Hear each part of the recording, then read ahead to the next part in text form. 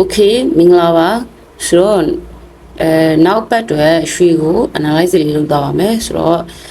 ဒါကြည့်လိုက်မယ်ပေါ့နော်ဒါရွှေကဒါပြီးခဲ့တဲ့အပတ်ကဒါ4800 3နဲ့ဒါအပိတ်စီဒါပိတ်ခဲ့တယ်ပေါ့နော်ဆိုတော့ဒါဆိုရင်ရွှေကဒီမှာကျွန်တော်တက်လာခဲ့လိုက်တာဒီမှာ trend ရပေါ့နော်အ trend နဲ့တက်လာခဲ့လိုက်တာဆိုတော့အနည်းဆုံးဒီ match လာထဲမှာဒါဘယ်ထိဆင်းခဲ့လဲဆိုရင်ဒါဒီမှာပေါ့နော်match လာ26ရက်နေ့မှာအနည်းဆုံး4100အထိကိုဒါအနည်းဆုံးရွှေကဆင်းခဲ့တယ်ဆိုတော့အဲကနေတက်လာခဲ့လိုက်တာဘယ်လောက်ထိလဲဆိုရင်ဒီမှာလက်ရှိအမြင့်ဒီပိတ်ခဲ့တဲ့ဈေးတန်း4803ထစ်နဲ့ပိတ်ခဲ့တာပေါ့နော်ဆိုတော့ဒီမှာ4890ထီကိုဒါအမြင့်ဆုံးတက်ခဲ့တယ်ဒါပြီးခဲ့တဲ့အပတ်ကဆိုတော့ရွှေကဒီလိုမျိုးလှေကလေးလိုပုံစံမျိုးလေးတက်တယ်ဆင်းတယ်ပြန်တက်တယ်ပေါ့နော်အကြအားပူဘက်ပြန်ယူတယ်ဒီလိုမျိုး trend နဲ့အ trend နဲ့သွားခဲ့တာပေါ့နော်ဆိုတော့ဒါဆိုရင် higher point နေရာကိုရွှေကရောက်နေပြီဆိုတော့ဒီ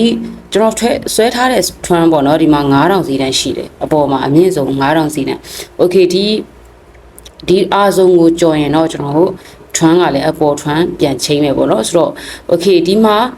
ဒီကိုလာပြီးတော့ touch လုပ်ပြီးတော့ကျွန်တော်တို့ရွှေကပြန်မဲဆင်းမှာဆိုတော့နောက်အပတ်အတွက်လည်းကျွန်တော်တို့ကအယောင်းနေဝင်လို့ရတယ်ဆိုတော့ဘယ်မှာဝင်လို့ရလဲဆိုရင်4800ဒီပေါ့နော်4880ဒီဈေးတန်းနေပေါ့နော်4880သုံးဖို့90ပေါ့နော်ဒီမှာအယောင်းနေဝင်လို့ရတယ်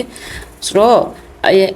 ဘယ်ထိ take profit ယူလို့ရတယ်ဆိုရင်ကျွန်တော်တို့ဒီမှာပူးဘက်ပြန်လာတဲ့အနေထားဘယ်ထိလဲဆိုရင်4980ဒီထိပေါ့နော်4980ထိကိုဒါ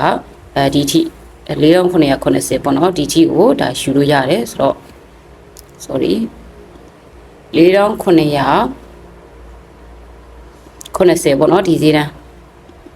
ထိကိုကျွန်တော်တို့ဒါ take profit ယူလို့ရပါတယ်ဒါအယောင်ဆိုတော့အဝယ်ကြတော့ရောဆိုတော့ကျွန်တော်အဝယ်ဒီပြန်စောင့်မယ်ပေါ့နော်ဒီ confirmation ဆိုအဝယ်တွေကြတော့ကျွန်တော်မနေ့ပြန်ကဒီ4980ဆိုတဲ့ဈေးတန်းတွေမှာကျွန်တော်တို့အဝယ်တွေကင်လို့ရပါတယ်ဒီက confirmation စုံမှာဒီစုံကဆိုတော့ဒီလိုမျိုးပဲရွှေက trend ရပဲဒီလိုမျိုးပဲသွားမှာပေါ့နော်ရွှေကကျွန်တော်တို့ဒီမှာတက်တဲ့ပြန်ပြီးတော့အကြအာယူတဲ့အနေထားပေါ့နော်အာယူတဲ့ပြန်တက်တယ်ဆိုတော့ဒီ trend ရပဲသွားမှာပဲဆိုတော့ okay မနေ့ပြန်အဝယ်ဒီကျွန်တော်4980ဈေးတန်းမှာဝယ်ပါ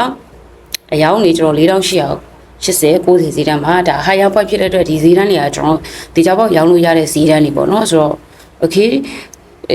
အကယ်၍ဒီ4890ဖောက်တက်တယ်ဆိုရင်လည်းအပေါ်ဆုံးပါရှိလဲဆိုရင်9000ဆုံးရှိတယ် okay 9000ဆိုရရင်လည်းပြန်ကန်ပြီးတော့ဆင်းပါတယ်ဆိုတော့ဒီကြားထဲမှာကျွန်တော်ဒီ daily analysis လေးလည်းလုပ်သွားပါမယ်ဒါကတော့ကျွန်တော်လုပ်ဒီအခုဗီဒီယိုကကျွန်တော်နောက်အပတ်စာအတွက်ပေါ့နော်ဒါ4 hour time frame 4နာရီပေါ့နော် higher time frame ကိုဒါရှင်းပြီးတော့ပြသွားတာပေါ့နော်ဆိုတော့